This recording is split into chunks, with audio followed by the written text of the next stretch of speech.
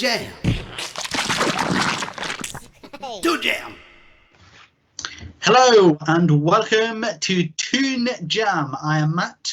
And I'm J-Man. And you join us as we move on in our Adult Swim deep dive to home movies. So this is sort of after their initial block, which we have been covering. So before we begin, let me tell you a bit about Home Movies. It's an adult animated television sitcom created by Brendan Small and Lauren Loren Bouchard. The show centres on an 8-year-old aspiring filmmaker, also named Brendan Small, who makes homemade film productions in his spare time with his friends Melissa Robbins and Jason Panopoulos. He lives with his divorced mother Paula and his adopted baby sister Josie. He develops a skewed father-son-like relationship with his alcoholic, short-tempered soccer coach, or football coach, as we would call over here, John McGurk. Home Movies premiered originally on UPN on April 26, 1999. UPN cancelled the series after only 5 episodes due to low ratings, but Cartoon Network purchased the rights to the series, seeing potential in it. The show premiered as the first original programme on their nighttime adult-oriented Adult Swim block on the night of the block's launch on September 2nd, 2001. The series ended on April 4th, 2004, with a total of 52 episodes over the course of 4 seasons. So even though it wasn't part of their initial produced few that we went through, it was part of it. I suppose because it was already, it'd already been premiered before. Yeah. It developed a cult following during its run and is still considered a renowned cult show, having been well regarded by critics in years since its run.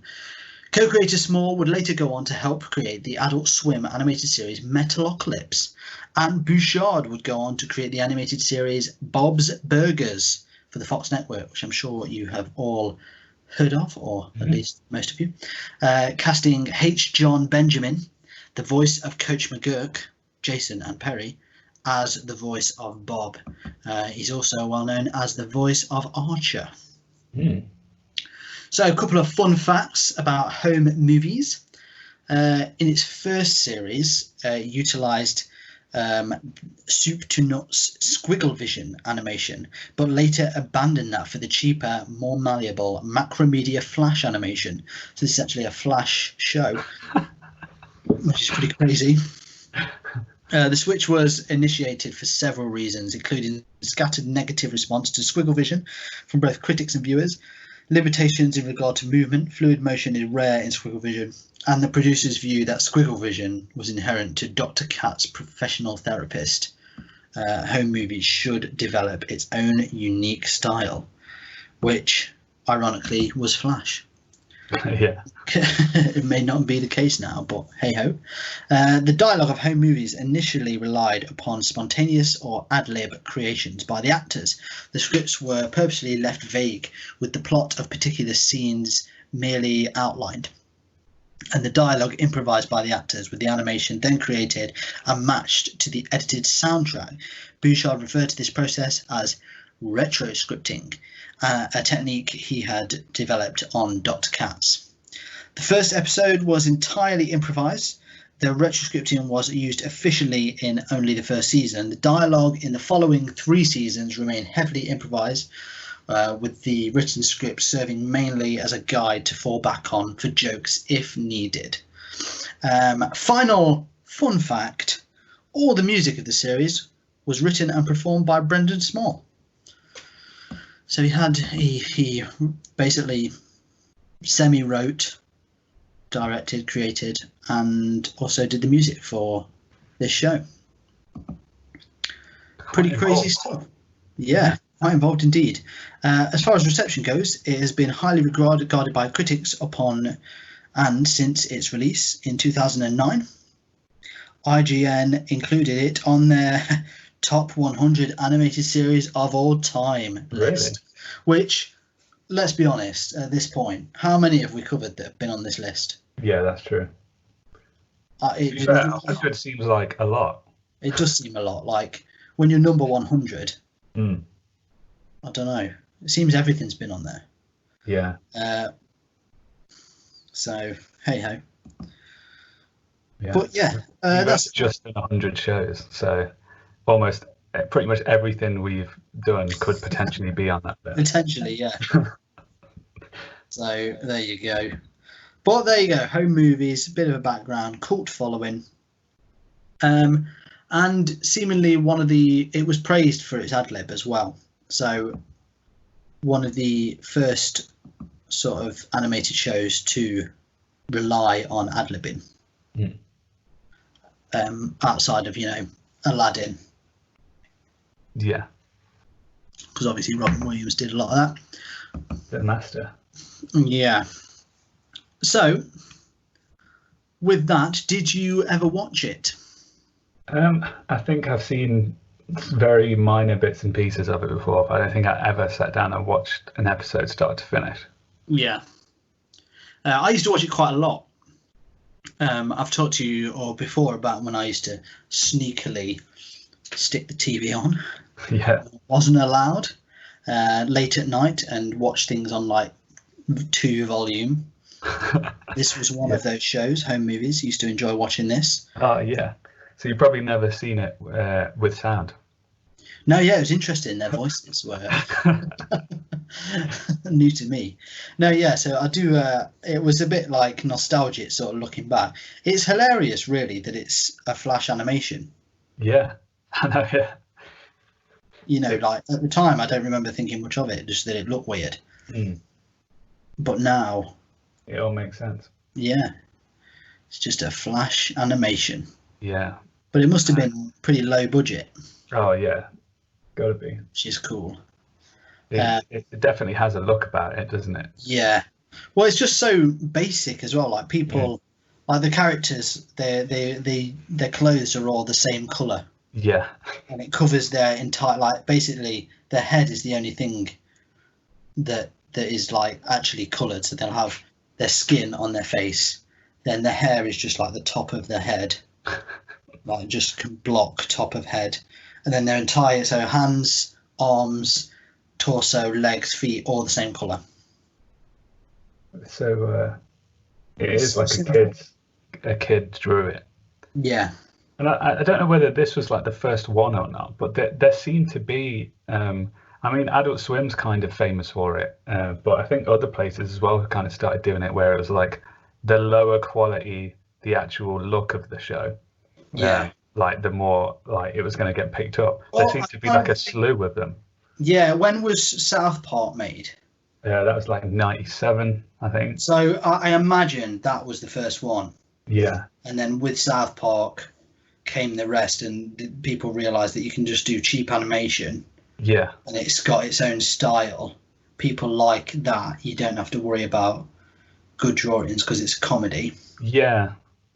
And, it also, that was like adult cartoons changed big time after. Yeah, that's true. So before then it was just, what did we have? The Simpsons, really, wasn't it? Yeah, yeah. I mean, there were more. We've watched like Duckman and stuff. I guess maybe that's like a subtle thing that indicates something is an adult cartoon, because obviously for kids you've got to have like a nice aesthetic, haven't you? Really, like because the look does draw them in a little bit. Whereas like if it looks kind of ugly, it's probably for adults. It's a good rule of thumb, because like Beavis and Butthead doesn't really look nice. Early South Park didn't look nice. I mean, now South Park just looks virtually the same, but it's just done digitally. Yeah. And then, you've got shows like this, and like there's a few MTV shows like later on and stuff that were just like a bit grim to look at. And Adult Swim does have some in the archives that are definitely like not actually nice to look at all. Like I saw this one show, I don't even know what it was called, but it was horrible. It was like a glitch. The whole show was. It's like, what is this? You could barely make out where the characters were. It was horrendous. But it was funny though, so there you go. There you go. Yeah, so maybe there's something in there. Maybe the humor to crude animation ratio just changes. Yeah. Sometimes as well, it is funny just seeing like ugly animation. I don't know why it is, but when you look at like Ren and Stimpy, Yeah. sort of the cartoon Between Worlds, those scenes where it does like really grotesque close-ups on their face and stuff, that alone just makes you laugh. It does, yeah. So it's almost like the horror of a cartoon is just hilarious for some reason. Yeah, I don't know why that is. Weird. Yeah, it is weird, but there's definitely something there. But then I guess it is a later thing, and it must have come with South Park, because there's cartoons like The Simpsons where it doesn't look, it looks good. Yeah. And it's all very, the only difference really is that people are yellow. Yeah. Otherwise, it's fairly, safe animation, isn't it? Yeah, the characters, like the design's like fairly clean, isn't it? Like, whereas like with home movies, it's very like, you can tell it's Flash. Once you know it's Flash, you're like, oh yeah, of course it's Flash. But that's just so, like you think of the early Simpsons, like the really early ones that you never see. Yeah. They were pretty grotesque. Yeah, they were. Yeah, they lent into the weirdness a bit more, didn't they? They seemed to. So who knows? There's got to be something there. Someone's got to have studied this. And if anyone at home has done a dissertation on the crude animation scale, get in touch. I want to hear it. That's it. I want to see the graph. Yeah. I want to get the graph out. I want to see it, and I want to know. I want to see where all my favourite shows lie on the graph. So we watched episode 1 of series 2 for this one. Yeah. Because we wanted to really make sure it was an Adult Swim production at the time. Not that I think it would have made any difference, really. I imagine not, no. But just in case. That's it. We don't know the ins and outs. Maybe someone at Adult Swim was like, do more of this. So we basically went on that method, and it was all about he becomes class president. And then there's a little side plot of the soccer coach, aka football coach, becoming a stand-up comedian, which I think the better storyline. Oh, definitely, yeah. The coach is definitely probably like the best character. Yeah, saves the day, in my opinion. So did you not get on with it much? I mean, like it's just like the other stuff wasn't really that interesting, and I mean, like the class president things, like it's just been done to death, hasn't it? Like, so and there wasn't really. It seemed like the first half there wasn't really much going on. They were just kind of setting it up, but then as soon as the coach comes in, it starts getting like a lot more funnier because he's just a pretty ridiculous character. Yeah, I think it was a lot about the bully as well, wasn't it? Sort of the school bully takes advantage of the position, but he wasn't a great character. No. And it was kind of aggravating that he was in it so much. I liked when they were sort of doing his campaign, but it's funny because we actually watched the Doug episode we watched. Yeah. It was the same storyline, wasn't it? Yeah. It's like you say, it's been done to death. Because that was, even the jokes felt the same. You kind of, it was weirdly similar. Like, I felt like the guys watched the episode of Doug. Yeah, and they were like, oh dear. A long time ago. It just stuck in their heads without them realising. Yeah, they're actually just replaying the Doug that they'd watched many years ago. But the coach, I mean, as soon as he's really trying to be a stand-up comedian. So they've got a class and someone asks him a question. He's like, oh, we've got a heckler. Yeah. And then starts heckling back at the kids. Yeah. That was immediately hilarious because he was so aggressive with the kids. And they're literally just trying to play. They're just trying to do their lesson of sport. He starts like shutting people down. And he thinks he's proper hilarious. Yeah. I did like the sort of the style of you know, trying to like do all the improv and stuff and fit that in, it was quite the pace. Sorry, it was much better than some we've watched. Just because it was quick. I quite liked his mate, and you know, like the dumb mate he's got. Yeah. He was funny as well. Yeah, he was quite funny at times. I mean, the main characters, they're all likable enough. I didn't feel like ugh, except for maybe the bully. Yeah. Well, I suppose you're not meant to necessarily like him, are you? No. Shannon. But I mean, it's well stupid, Mm. and I don't think it's weird because Flash animation, I don't feel like it holds up. Oh no, definitely not. It looks horrible. Yeah. It's not enjoyable to set your eyes upon at all. No.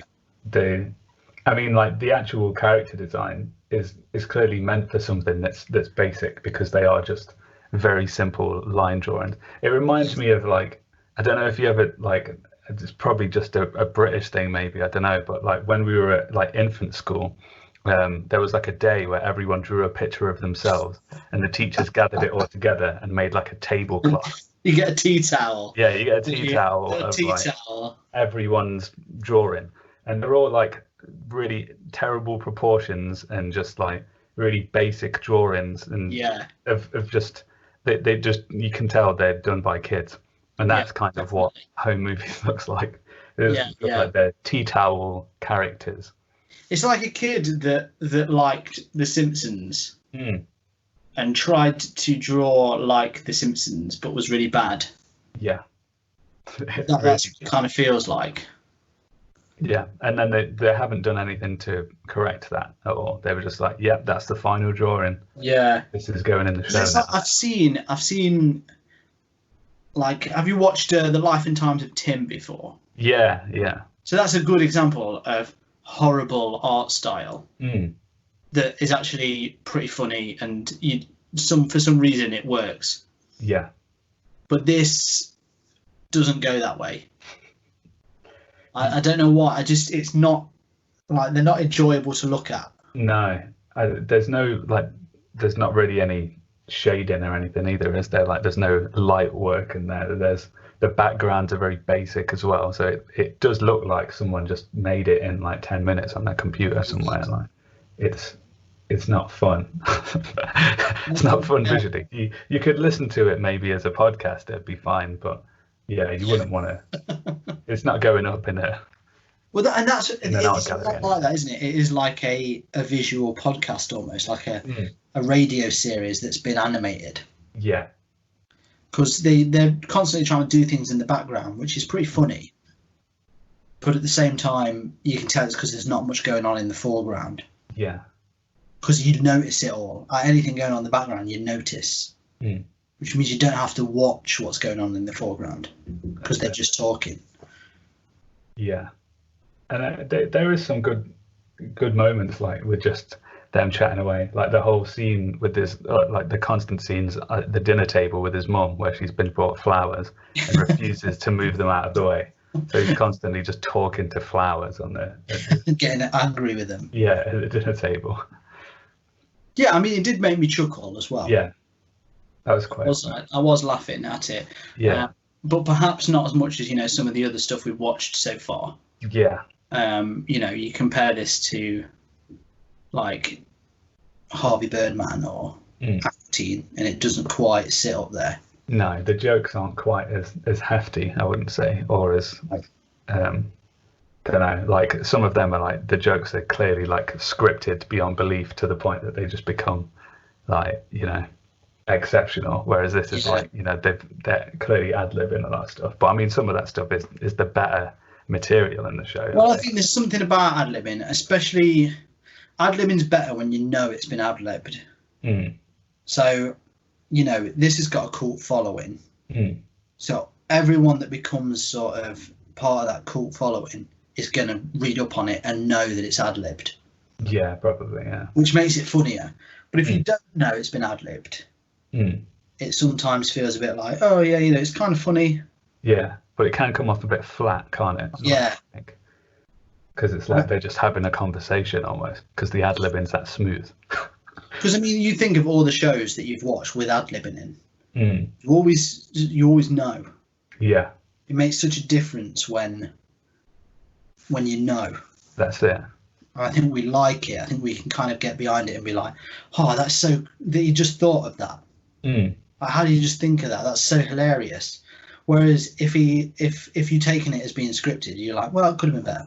Yeah, that's it. Yeah, I think there's something strange as well about that they kind of approach in this one as well with bad stand-up, like because the football coach is like like we've said, trying to be a stand-up, but then we actually see his gig, don't we? Like we see him go and just not, he doesn't do well at all. No. He's sweating on stage, like when when he does all of his gags, they're just so terrible, but like for some reason it makes them funny because they're that bad. I don't know how that works, some sort of weird reverse psychology, but like the bad jokes then become funny. But if you actually saw someone performing that, you'd be like, this guy is awful. Yeah, but again, it's a case of like when you're watching someone actually, because you know how awkward it is. Yeah, it makes it harder to deal with, doesn't it? That's it. But yeah, it's interesting that the guys went on to make Metalocalypse and Bob's Burgers. Yeah. Which aren't really similar. No, I wouldn't say so. Like either of them. No. So it's quite interesting that they evolved in that way, and you sort of have more sort of respect for them in that way, that they've gone on to do such different things. How many times do you see people go on to do a similar thing? Yeah. It's pretty cool. Like the legacy, like it starts with home movies and then goes to something as huge as Bob's Burgers, and something still like like Metalocalypse is like another cult one that like people who love it, don't they? Yeah. And that's got the whole music side, because I think Brendan does all the music for that as well. Right. So that's a very music like heavy show. Because that's what I say, they've clearly taken things from this. Because even when you look like Bob, is coach, so he's literally taken something from this. The music, they've carried that over, like he's still doing that part of it. Yeah. And it is interesting to see that sort of develop with them. I think you can get a soundtrack of this as well. So really, yeah, that's very fair.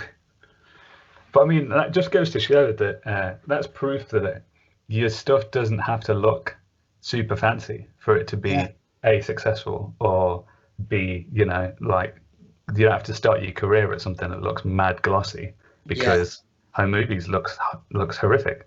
So and like look at them now. You can miss the mark slightly. As long as you've got some good content in there, it doesn't matter, does it? Like no, it doesn't need to be the full package straight away. Yeah, it's actually it's interesting that you say that. It's true. Like I think we're at a point now where you feel like everything has to be 5-star content, but in reality, it really doesn't. How much rubbish gets made. I think people are. I mean, we're probably well, not victims, but perpetrators of it as well. Yeah, thank you. But like you can be too critical of these things, and pick them apart. I mean, that's literally what we're doing. Yeah. But we're actually reviewing things. We're not just sitting there and I hate this. I mean, it's one of the reasons I don't like the 5-star rating. Yeah. Because it doesn't work anymore. I think, if it's not got 5 stars, it's not good. That's the way people see it. It's like maybe 4 stars, you'll consider something. Like, if you're getting something off Amazon or something like, a book, or you're trying to watch something, if you see a show on Netflix, when they used to have the star rating, you see 3 stars and you're like, well, it's not worth my time. That's it. If it's only average, it's not worth my time. Yeah, even though 3 stars is good. Like, it should be, that's the middle of the road. It should be worth a watch. Like, you should start dropping off. Mm. But yeah, it's just a case of like 5-star means that it's okay. Anything below, I don't understand it, but that's the way it's kind of gone. Yeah. And I guess it's to do with the fact that you can it's such an easy way to take in any media now that you're only going to try and get the best stuff. Yeah. I guess it polarizes everyone, doesn't it? So yeah, I guess that's the upsetting thing. If you make something that's like average, it's like it might as well just be on the bottom of the pile as well. And it's a shame because you miss out. Like there might be a show that is overall okay, but has something amazing in it. Like this, it's okay. Yeah. But the coach is hilarious. Yeah. And so it's worth watching just for that bit. That's it.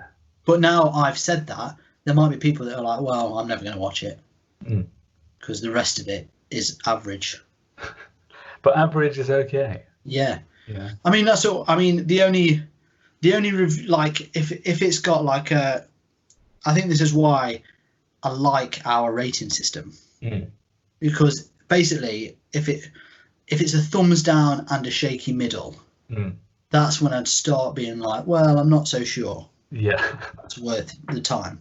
But even if it's like 2 shaky middles, is worth someone's time. That's it. Yeah. Sometimes. I mean, it depends what our actual. We might be like, it's boring, but it's not terrible. Shaky. But some of weirdly, some of my favourite things we've watched have had lower reviews. Yeah. When I think about like the one I always bring up, Zelda. Yeah. I was still gutted. I gave it a shaky middle. Still haunting you every night. Yeah, but I did, and it was probably fair. But it was easily the one that stands out to me. Is like I'm so glad we watched that because I would have never really watched it otherwise. And you miss things like because of that.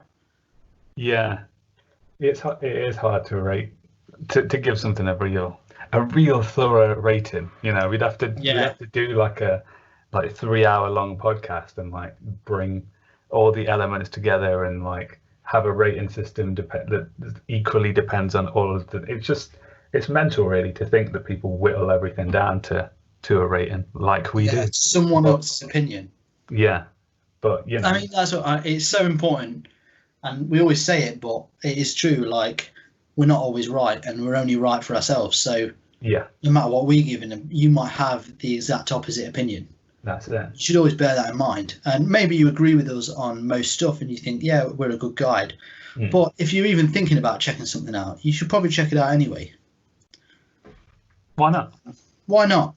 You know, if it's in your mind, it's probably worth your time. That's it. That's what they say. That's what they say. And on that note, I think we should probably go to that very specific rating system.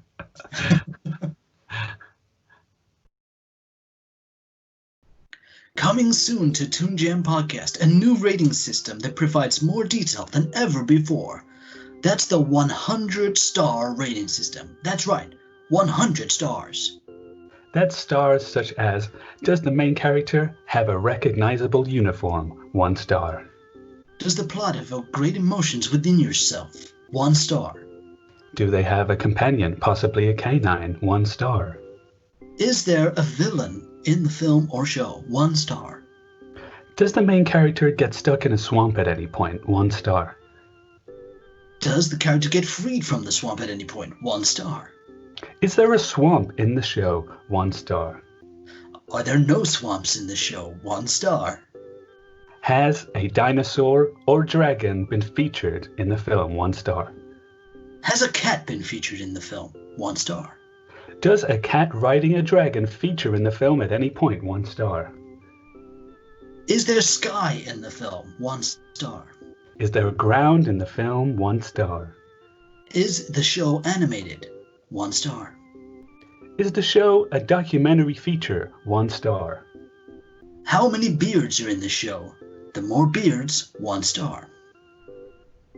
Is there a shaving scene in the show? 1 star. Is there a mustache in the show? 1 star. Is the main character a beard or a mustache? 1 star. Does the love interest have a beard or a mustache? 1 star. Is there a shaving scene involving the love interest? 1 star. Do the protagonist and the love interest shave together with the villain? 1 star. Do the credits of the movie have an extra scene? 1 star. Are there credits in the movie at all? 1 star. Is the movie all credits? 1 star.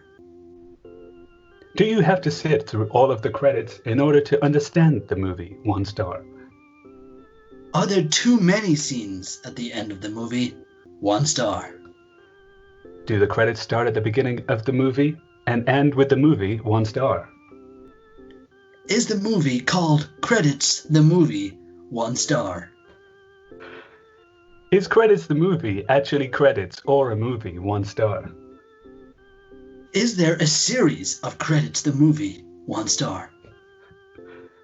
Have you seen Credits the movie? 1 star. That's the 100-point rating system. Unique to Toon Jam and coming soon. Be ready 100 times. From Toon Jam, a 1-star show.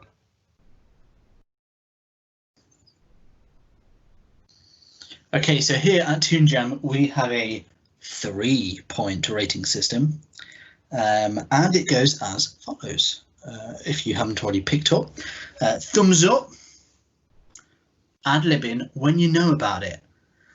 Thumbs down, flash animation. It's just not passed the test of time.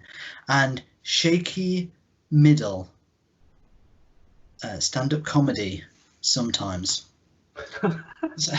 So good, bad, on the fence, not so sure, in the middle. Home movies, series 2, episode 1. Your thoughts?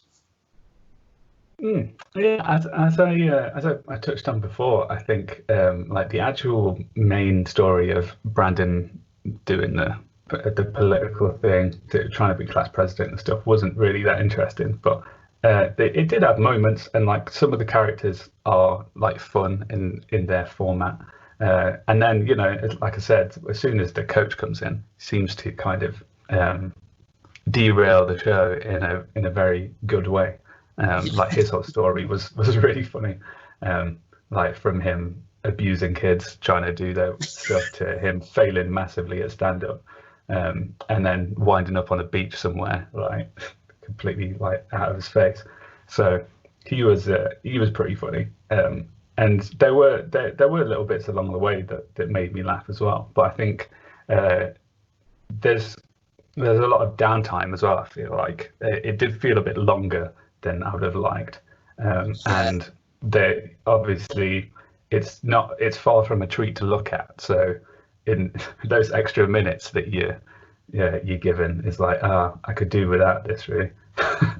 So I think for me it lands on a very firm, shaky middle. I think it's kind of you know, there's enjoyable bits in it, but I think I'd be tough to like recommend it to someone, because it's like their first initial thing would be to look at it and be like, I don't want to watch this. So yeah, it's the kind of show you talk to someone about when they've already seen it. Yeah. But yeah, I think that's a you know, a fair recommendation. Shaky middle, not a recommendation, rating. I'd agree. I too am a shaky middle. I think you're right. The time, if it was 10 minutes shorter, like the previous episodes we've watched, it'd probably be beneficial. But I understand that because it's ad-libbed, it makes those scenes longer. That's it. And the gags are gonna be more drawn out because it's ad-libbed. So I guess you kind of miss the point of it if you did shorten it. So yeah, I can kind of understand why they went that way. But yeah, sometimes it falls flat. Sometimes it's pretty funny. Some of the characters are humorous, which is good. The coach definitely saves the show. The movies they make are quite funny.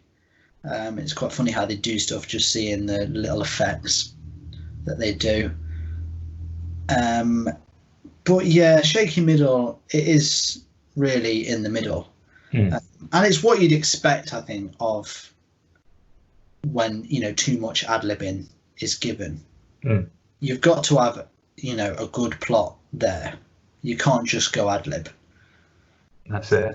I think there needs to be a good middle ground. Something like Curb Your Enthusiasm, where the story is all there before. But it's not to say that this show is bad in any way. No. It just has, and the Flash thing is a big one. Yeah. And it shouldn't be, but it is. I don't know why. I've watched things with worse animation, I feel like, but Yeah. for some reason, there's nothing. I don't know. There's nothing endearing about the visuals. No. So yeah, Shaky Middle, 2 shaky middles. But don't let. Oh my life! Don't let you from going and watching it at home. Make your own mind up, and maybe you agree with us. Maybe you don't. Maybe you're part of the home movies cult, and you want to tell us what for.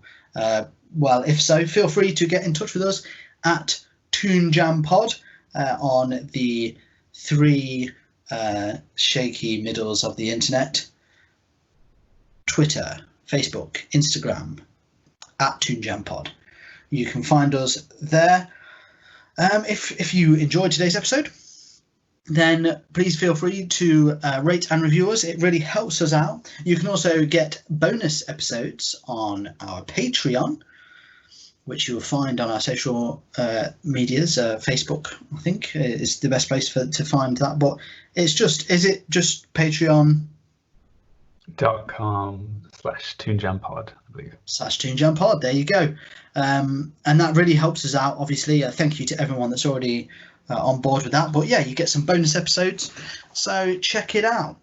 Otherwise, until next time, thanks for joining us. And as always, you stay jammy. Hey everyone, thank you for listening. If you want to help the show keep going, you can be extra jammy by heading over to our Patreon page at patreon.com/ToonJamPod. Here you can get a shout out on the show or unlock bonus episodes. Ratings and reviews anywhere you listen to the podcast also really help us out. So thank you and stay jammy.